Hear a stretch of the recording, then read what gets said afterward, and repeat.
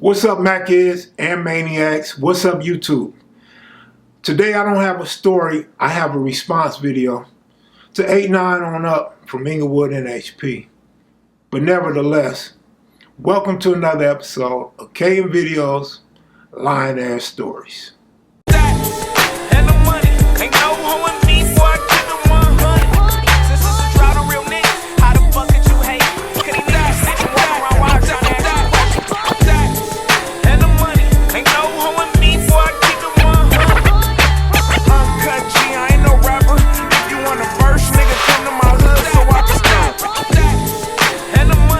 It. I never stopped banging. I started banging hard, then I got so hard till it was a shame. Welcome to another episode of kevmacvideos, true stories. So today I get up, I wasn't feeling so great last night after I did my live stream, so I got up late today. Actually, I just got up and I'm gonna try to hurry up and throw this video up as well. I have another video to put up and put out for the day because it's the end of the month. Trying to get to that bag, man. Last 30 days been terrible, so I got to get to that bag. And as 8-9 on up say, we got to put this content out. Now, he made some great points, but let me start from the beginning. So I get up and I still have all these text messages about the video I did, the responses, and 8-9 on up's response and stuff like that. I'm going to keep it 100. I'm a liar and shit, but I'm going to try to keep it 100 real quick. I didn't want to watch the video. I did not want to watch the video, man. I felt like it was going to be some disrespect, some lies, attacking my character or something. So I didn't want to watch it. So I loaded the video, turned it on. I walked away. I didn't want to see his face. I didn't want to hear what he had to talk about, but I'm going to hear it from a distance.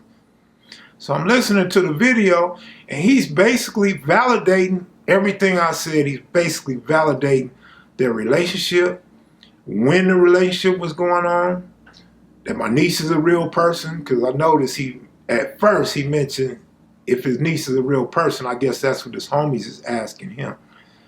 And so hopefully, man, whoever didn't like the video or whoever questioned the video, I hope you understand that if a nigga told a story and everything else is adding up, why would one incident in that story not be true, right? Like you just take all this real stuff and you throw in something fake that never happened, right? So, and his dates was on point. His dates was really on point, but it wasn't 95-ish. Maybe 95-ish when he met her, but it wasn't 95. It was 94. Because bro went back to the pen in 94. So it's 94. Bro went and hung out with the NHPs before he goes to prison. He bought Dulo and my niece a 280ZX before he went to prison. So 8-9 on up or anybody else concerned, if you remember the green 280ZX, it was 1994 when they got that car. So, and nobody's answering how Dulo and my brother became partners. Nobody's answering that. If you answer that, you probably leave the rest alone. Or if you even know about it, right? Or was around at the time, right? Because some people, according to my niece, it's not me saying it, according to my niece, some dudes came around after that. Some dudes came around right before Dulo went to prison or Dulo went to prison. But she went to prison too. So when you snatch the red carpet from under her feet, if we could be clear, you kind of stirred up some stuff to where people was trying to get her up out of there, trying to get her to stop serving. Because she started getting some backlash, right? But she ain't went nowhere. You know where she went? She went to prison. You know what she caught her case? At Rogers Park. You know what the case was? Selling dope. So nah, she didn't get ran up out of there. However you say it, whatever, however you want to put it, however you remember it, that's your memory. I'm not saying you a liar, but if you look up her arrest record and what she was arrested for, it was in the NHPs selling dope. So she ain't went nowhere. And she was not getting her dope from those 60s. I was gone. My brother was gone. She didn't know no other 60s back then. that I know of. She might have knew Herman. Cowboy. But y'all know where she was getting her dope from, homie. I don't know if you forgot, because sometimes we make mistakes or we forget when we telling these stories, because we don't just write it down or be reading off no teleprompter. But remember the BSVs, Five Deuce BSV? That's where the work was coming from. You know that. Dude had a plug, so she was getting it cheap. Y'all know that, man. Everybody in the streets, not even from your hood, knew that y'all had a relationship with the dope and the BSVs, man. But anyway, that's besides all the point. Niece ends up going to prison in 95. Well, she did 6 months. She got out and then went right back to prison. And the homie you talking about that she was messing with and all that, he's from Inglewood family, man. Inglewood family, y'all know him. Everybody know him. He was part of that 94-ish, 95-ish crew with Big Dulo. He know him. They was close.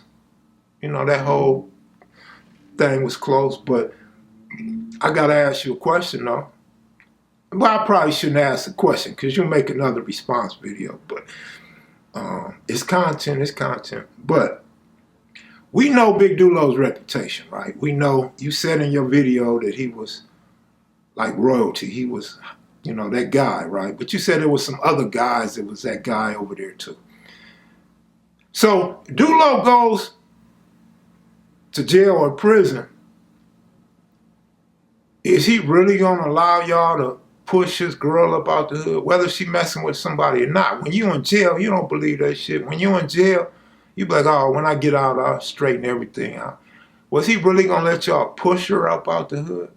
But I wasn't there. I'm just saying, like, you questioning my story, I'm questioning your story, right? But the difference here, you and I can call my niece, or you can holler at your homies, the homie that just got out and all that, and probably straighten that out. But nothing but love and respect, man. You know, I don't have an issue with your story, man, at all.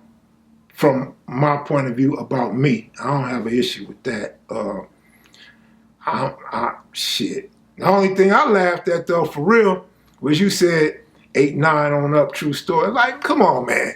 Do you have to have the true stories on me? I mean, if you do, that's cool. We gonna call you Lil kevmacvideos. But I thought it was interesting. I didn't know if it was a joke or you were serious, but I mean, your content's cool, homie, and nigga ain't never questioned your reputation.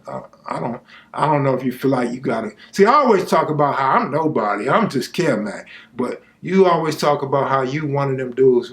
That's cool, homie. I understand that. I respect that. You know what I'm saying? But I respect the stories you tell and the platform you tell, and I really have a whole lot of respect for you for the fact that you didn't try to throw me under the bus or nothing. But I would ask that you listen to your own story. Everything else add up. Why this incident doesn't add up? You even say yourself, we all been caught out of bounds. We done all had instances like that, and we all done gave people pass. Why is Kevmac different? Why Kevmac ain't never been slipping or caught somebody slipping?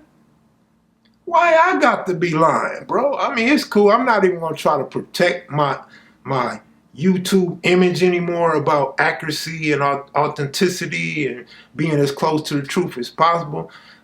That shit, it's like gangbanging. Certain dudes made a reputation early, and that reputation lives forever. It's like on YouTube, I already made a reputation for trying to get as close as possible to the truth and showing documented proof, or you can grab interviews from other stories and everything coincides. You know, when I interview dudes, a couple of dudes I interviewed, reverse it and be like, remember we this or we that, or we was in, you know, stuff like that. I ain't tripping off that. I don't care about no reputation. I don't gangbang no more. But as far as the YouTube thing go, you know, it is content, but it's also my platform that's built on credibility. So I would like to keep that in place as well as possible. So you did a good job in supporting the theory. You just questioned the incident, which it's all good. And I'm not saying he didn't come back and do nothing. I'm not saying he didn't get his crew to come do nothing. I don't know why that's a topic of discussion, or unless it's like you're going to respond to the story and be like, yeah, we came through and we did this, that, and the other. No, I'm just telling the incident, homie. He didn't get hurt. He didn't get shot. He got guns drawn down and got his rag taken out of his pocket. Nobody touched that dude. Nobody did anything. Nobody told him we was going to kill him. Nobody told him fuck his hood except for Cowboy. Cowboy was on it. But at the end of the day, he got to realize that was a personal issue. Them two dudes is younger than us. That was more Cowboy's thing. I wasn't a hero in that story. I wasn't a hero at all. I'm just telling a story. And I was there so I can tell the story. I was part of the story, so I can tell that story.